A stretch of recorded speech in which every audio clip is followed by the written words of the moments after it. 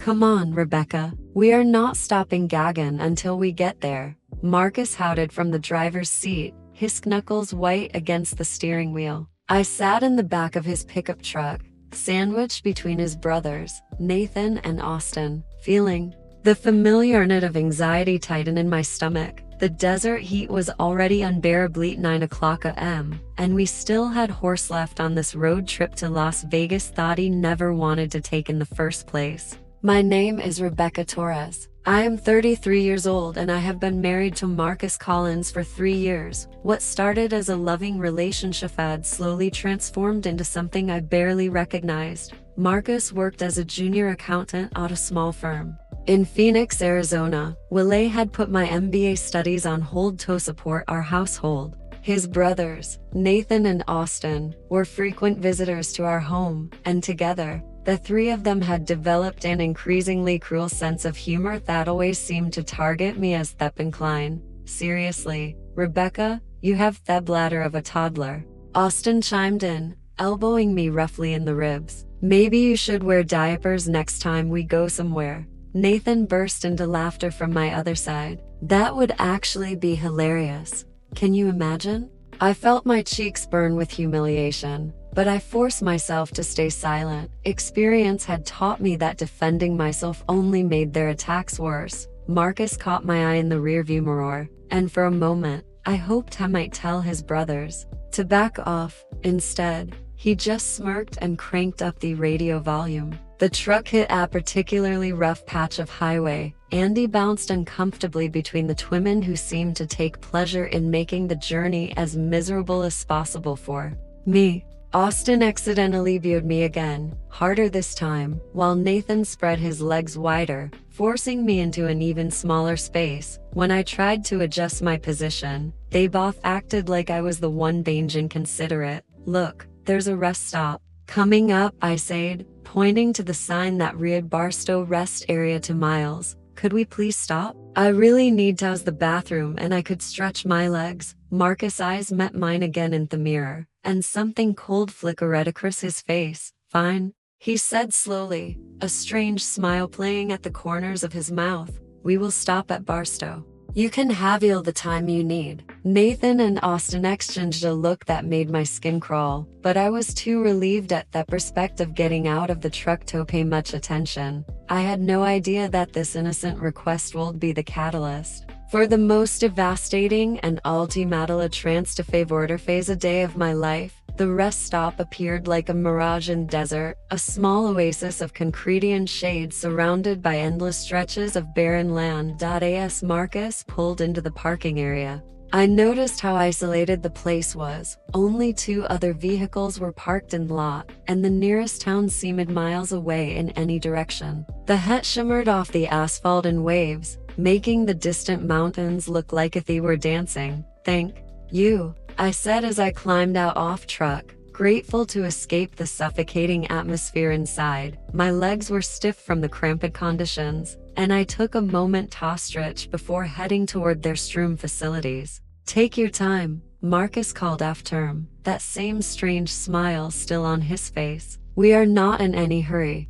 Nathan and Austin had gotten out as well, and were standing near the front of the truck, speaking in low voices. Every few seconds, one of them would glance in mid-erection and suppress a laugh. I felt that familiar chill of unease, but I pushed it aside. Maybe they were just planning another one of their harmless pranks. Maybe they would hide behind the building and jump out to scare me or put something gross in my seat. I had endured worse from them before. The restroom was surprisingly clean for such a remote location, and I took a few extra minutes to splash cool water on my face and neck. The desert heat was already becoming oppressive, and I dreaded getting back into that truck for another several hours. When I looked at myself in the mirror, I saw a woman I barely recognized anymore. The confident, ambitious person who had once dreamed of finishing her MBA and starting her own business had been replaced by Somi Anu, who spent her days walking on eggshells, trying not to provoke the next round of jokes from her husband and his brothers. When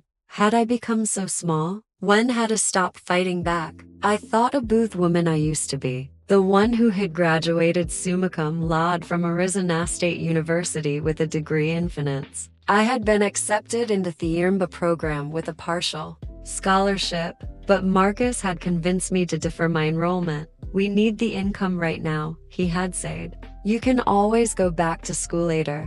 That was 3 years ago, and later never seemed to come. Instead, I worked part-time at a grocery store while Marcus pursued his accounting career, promising that my turn would come eventually. His brothers never missed an opportunity to remind me that I was just a college dropout working minimum wage, conveniently forgetting that I had put my dreams on hold to support my Hispan's ambitions. I dried my hands and steeled myself for the return journey to the truck. Maybe if I just endured this trip, things would get better. Maybe Marcus would finally see how his brothers treated me and put a stop to it. Maybe when we got back home, I could finally have that conversation about returning to school. I walked out of the restroom and toward the parking area, squinting against the harsh desert sun. The parking lot was empty, except for the 2 other vehicles he had noticed earlier. For a moment, I stood there in confusion,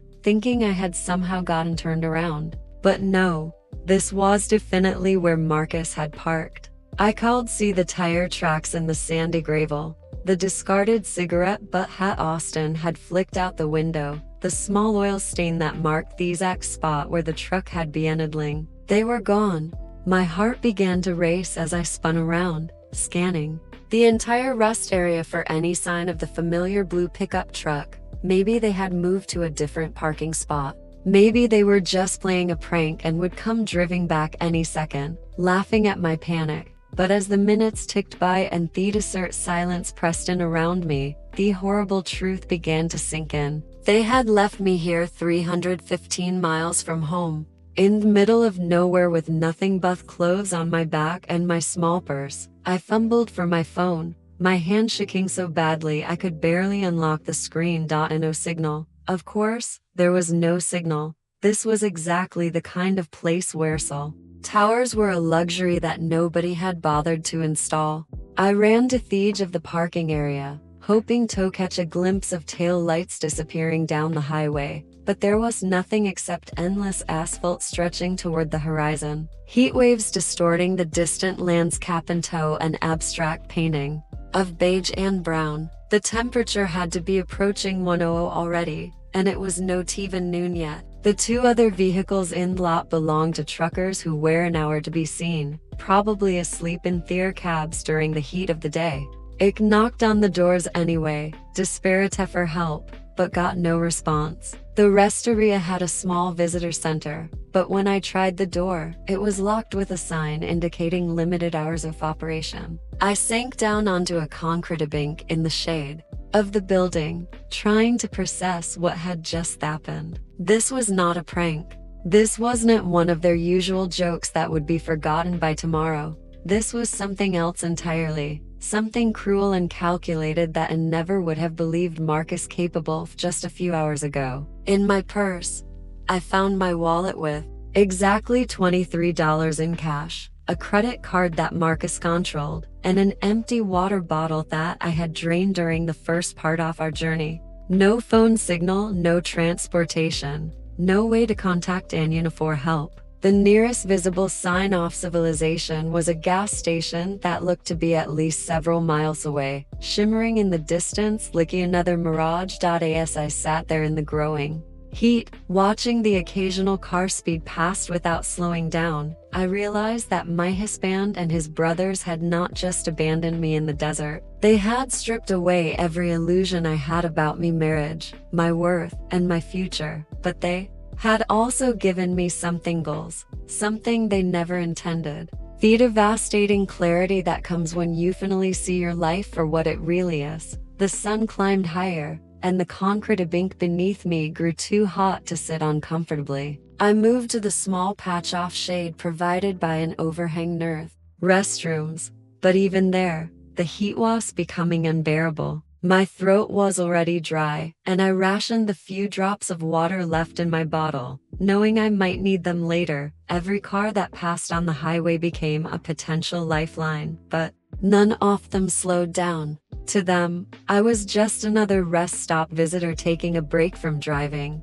I tried to flag down several vehicles, waving my arms and stepping closer to the road, but the drivers either did not see me or chose to ignore my obvious distress. The professional woman in silver sedan actively avoided making eye contact. The family in the minivan with children pressed against the windows drove past without even acknowledging my presence. I began to understand why Marcus had chosen this particular rest stop. It was routine if that help was not readily available, but not so isolated that disappearance would immediately trigger a search and rescue operation. As the afternoon wore on, the heat became dangerous. I could feel my skin burning despite staying in the shade, and my head was beginning to pound from dehydration. The empty water bottle mocked me from where it sat on the ground nearby. I had been foolish to drain it so early in the journey, but I never imagined I would need to ration water for survival.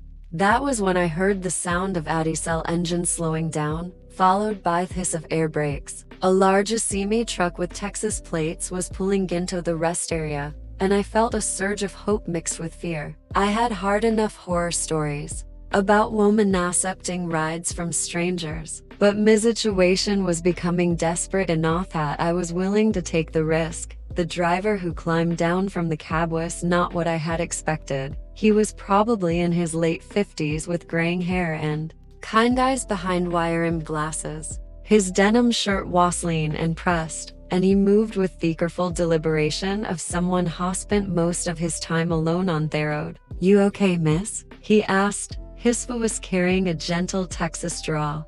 "You look like you have been out here for a while." I tried to speak, but my throat was so dry that only a croak came out. He immediately reached into his truck and handed me a cold bottle of water from a small cooler. I drank it greedily, not caring how desperate I looked. "Either," he said, "you will make yourself sick drinking to fast in this heat. What happened to your ride?" When I finally managed to tell him mystery, his expression changed from concern to anger. "They just left ya here, your own husband." He shook his head in disgust. "That is not a prank. That is criminal. You called he out here." His name was Samuel Rodriguez, and he owned a large ranch outside Fresno, California. He was on his way back from delivering a load of agricultural equipment to a farm in Nevada, and my rest stop was right on his route home. "I cannot in good conscience leave you here," he said. "Booty, understand if you do not want to get a ride from a stranger. We can call the police when we get to the next town and they can sort this whole mess out." The idea of involving the police terrified me more than accepting help from this seemingly kind stranger. What would I tell them? That my husband had abandoned me as a joke? How would I explain the years of psychological abuse that had led to this moment? How would I prove that this was intentional rather than some terrible misunderstanding? "I would be grateful for a ride," I said finally, "but I should probably call my husband first. Let him know I am okay." Samuel's expression darkened. "Miss, with all due respect, a man how would leave his wife in the desert is not someone you need to be checking in with." As Samuel's truck pulled away from the rest area, I felt a strange mixture of relief and terror. I was escaping the immediate danger of the desert heat. Booty was also making a choice that would change everything. There was no going back from this moment. No pretending that what Marcus had done was acceptable or forgivable. Samuel was a thoughtful traveling companion who seemed to understand that he needed time to process what had happened. He kept the truck's air conditioning running at full blast and handed me another bottle of water without being asked. The CB radio chattered occasionally with trucker chatter, but otherwise we rode in comfortable silence as the desert landscape gradually gave way to more varied terrain. "I have been driving these roads for 30 years, Samuel said finally. "Seen all kinds of people in all kinds of situations, but what your husband did to you, that is not normal behavior. That is the kind of thing that escalates." His words sent a chill through me because I knew he was right. The pranks and jokes had been getting meaner over the past year, more personal and humiliating. Marcus had started involving his brothers more frequently, turning our home into a place where I was constantly on guard. I had told myself it was just a maturity, that he would outgrow it eventually. But abandoning me in the desert was not immaturity. It was cruelty with intent to cause real harm. Do you have family you can stay with? Samuel asked. Somewhere safe to go, while you figure out your next move. I shook my head. My parents had died in a car accident 5 years earlier, and I had no siblings. Marcus's family was the only family I had left, and they clearly saw me as an outsider who could be discarded at will. The few friends I had made during college had drifted away over the years, partly because of distance and partly because Marcus had made it clear that he did not approve of my spending time with him. What about work? Samuel continued gently. Do you have a job to go back to? The question stung because it highlighted just how dependent I had become. My part-time position at the grocery store barely covered my personnel expenses, and Marcus had made sure that all our major financial accounts were in his name only. I had access to one credit card, but it had a low limit, and he monitored every purchase. I had no savings, no independent income, and no real marketable skills beyond an unfinished college degree. I was studying finance before I got married, I said. I had planned to finish my MBA, maybe start my own investment consulting business someday. But that was a long time ago. Samuel glanced over at me with interest. Finance, huh? That is interesting. I called you someone with financial adult on my ranch. Been trying to expand the operation, maybe diversify into some new crops, but I do not know much about investment strategies or business planning. Been flying by the seat of my pants for 25 years. It was the first time in years that someone had expressed interest in my education or potential career prospects. Marcus had dismissed my business ideas and realistic fantasies, and his brothers had openly mocked my academic aviums. But this stranger was talking to me like he might actually have something valuable to contribute. I am probably pretty rusty, I said. It has been 3 years since I was in school. Knowledge like that does not just disappear, Samuel replied, and sometimes a fresh perspective is exactly what a business needs. Tell you hit. You help me figure out some of this financial planning stuff, and it will make sure you have a place to stay while you get back on your feet. Fair trade. For the first time since watching Marcus drive away, I felt a glimmer of something that might have been hope. Samuel's ranch was unlike anything I had ever seen. Sprawling across several thousand acres of California's Central Valley, it was a masterpiece of agricultural engineering with irrigation systems, modern equipment, and fields of crops that stretched to the horizon. The main house was a large, comfortably domed structure surrounded by shade trees and flowering gardens that seemed almost magical after the barren desert I had just escaped. This is incredible, I said, as we pulled up the long gravel driveway. How long have you owned out this? Built it from nothing over the past 25 years, Samuel said with obvious pride. Started with just 80 acres and a used tractor,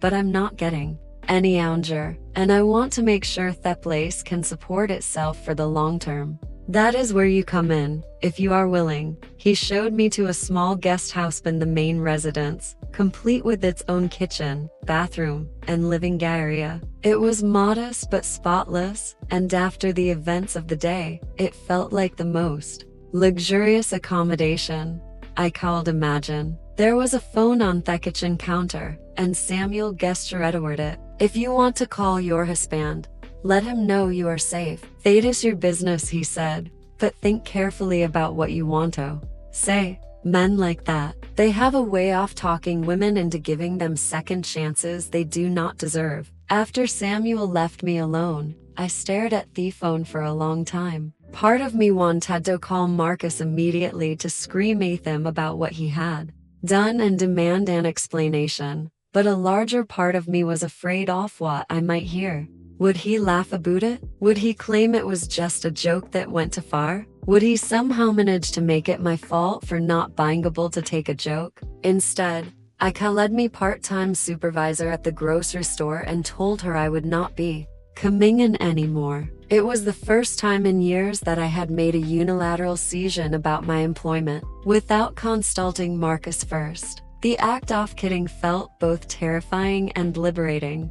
That evening, Samuel brought over a stack of financial documents and spread them across the dining table in guest house. "I warned you I was flying by the seat of my pants," he said with a rueful smile. "These are 3 years of tax returns, profit and loss statements, and some investment portfolios that my old accountant set up before he retired. I need someone to make sense of it. Alan, tell me where I should be putting Mimini." So, as I began reviewing the documents, I felt my dormant analytical muscles awakening like muscles that had been asleep for too long. Samuel's ranch was profitable, but not nearly as profitable as it could be. His investment portfolio was conservative, to the point of being stagnant, and he was missing dozens of opportunities for tax advantages and business expansion that were practically glaring off the pages at me. "You are sitting on a gold mine," I told him after 2 hours of review. "But you are barely scratching the surface of what this operation could become." Samuel leaned back in his chair and studied me with a thoughtful expression. "Show me," he said. I spent the next 3 hours outlining a comprehensive business plan that included crop diversification, strategic investments in agricultural technology, and a marketing strategy that would allow him to sell directly to high-end restaurants and organic food distributors. By the time we finished, Samuel was looking at me like I had just performed magic. "Where did you learn all this?" he asked. "I told you," I said, feeling more confident than I had in years. "I was studying finance." 2 years later, I stood at the podium of the Grand Ballroom in the St. Francis Hotel in San Francisco, looking out at an audience of some of the most powerful investors in the world. My company, Desert Bloom Capital, had grown from a single client ranch to managing over $500 million in assets, specializing in sustainable agricultural investments that consistently outperformed the market by significant margins.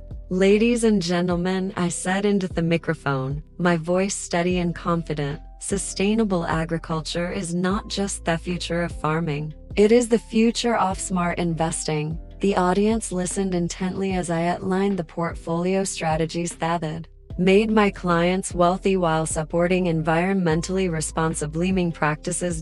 In the 2 years since Samuel had found me walking along that desert highway, I had discovered a talent for financial analysis that surpassed anything I had imagined. During my college years, my recommendations had helped Samuel expand his ranch into a multi-million-dollar operation, and word of my success had spread throughout California's agricultural community. Desert Bloom Capital now managed investment portfolio for ranch owners, organic food companies, and sustainable economy developers across 3 states. I had bought a mansion in Napa Valley, driven a Tesla, and been featured on the cover of Agricultural Investment Quarterly. The scared, abandoned woman who had been left at that rest stop no longer existed. "The key to successful agricultural living," I continued, "is understanding that sustainability and profitability are not opposing forces. They are complementary strategies that create a long-term value while protecting our natural resources." I was halfway through explaining a particularly successful investment in water conservation technology when a commotion erupted near the back of the ballroom. Security guards were trying to stop someone from entering their restricted conference area, but that person was pushing past them with determination. "Rebecca," a familiar voice shouted across the room, "this disappearing act ends now. You need to come home." The entire ballroom fell silent as Marcus pushed past the security guards and strode down the center aisle toward the stage. He looked older, thinner, and disparate in a way that would have also made me feel sorry for him. His clothes were wrinkled, his hair unkempt, and there was a wild look in his eyes that suggested he had been searching for me for a very long time. "You cannot just run away from your marriage," he shouted, pointing an accusing finger at me. "I have been looking for you for 2 years. Do you have any idea what you have put me through?" I paused my presentation and looked down at him calmly, feeling the eyes of three influential investors watching this confrontation unfold. These were people who controlled billions of dollars in assets, who had flown in from around the world to hear me market analysis, and who were now witnessing my husband's public meltdown. Ladies and gentlemen, I said into the microphone, my voice carrying clearly throughout the ballroom, I would like you to meet Marcus Collins. This is the man who abandoned me in Theberstow Desert, 315 miles from home, because he thought my dependence on him was amusing. The audience gasped audibly, and I could see several prominent investors exchanging shocked glances. Marcus' face went pale as he realized I had just interrupted a room full of some of the most powerful people in California's financial community. You are embarrassing yourself, Marcus said, but his voice had lost its earlier confidence. Come home and stop this ridiculous gold digger charade. James Whitfield, a billionaire investor I had been working with for 6 months, stood up from his front row seat. Excuse me, he said, his voice dripping with disdain, but did you just call one of our most successful fund managers a gold digger? The room erupted in murmurs as of outrageous. Marcus realized the magnitude of his mistake. Security guards flanked him on both sides, waiting for my signal to remove him from the premises. I looked down at the man who had once controlled every aspect of my life, and felt nothing but pity for how small he appeared in that moment. Gentlemen, I said to the security team, please escort Mr. Collins from the building and make sure he understands that he is not welcome at any future events. As they led Marcus away, still shouting about his rights as my husband, I turned back to my presentation slides and continued exactly where I had left off, as if nothing had happened at all. Within days of Marcus' public humiliation at the investment conference, the video of his outburst had gone viral across social media platforms, with financial industry insiders sharing it as an example of toxic masculinity in action. Nathan's wife, Jennifer, filed for divorce immediately after seeing the footage, telling everyone who would listen that she could not remain married to someone capable of such cruelty. Austin's girlfriend Ashley broke up with him publicly, posting a scathing breakup letter on Facebook that detailed exactly how she thought of men who abandon women in the desert for entertainment. Their parents, Frank and Carol, were forced to leave their Kirkland Inn in Phoenix when the story aired. Local news outlets, eventually recoding to a small town in Oregon where nobody knew their family name. All three brothers lost their jobs when several video reached their employers, and no financial institution in California would hire any of them after their names became associated with the scandal. Marcus was fired from his accounting firm within 48 hours of the conference incident, and the three brothers found themselves blacklisted from their entire industry. Within 2 years, they had all filed for bankruptcy as legal fees mounted from multiple lawsuits, including a civil case I filed for emotional distress and abandonment. They were eventually forced to take minimum wage jobs under assumed names in different states. Their reputations so toxic that even basic employment became nearly impossible in their home state. As I rang the opening bell at the New York Stock Exchange for Desert Bloom Capital's latest fund launch, watching financial reporters capture the moment for the evening news, I reflected on how their cruel abandonment had inadvertently forced me to discover a financial genius I never knew existed within myself. Sometimes the worst thing that happens to you becomes the catalyst for the best thing that could have happened. And I was grateful every day that Marcus had been foolish enough to show me exactly who he really was before I wasted any more years trying to please him.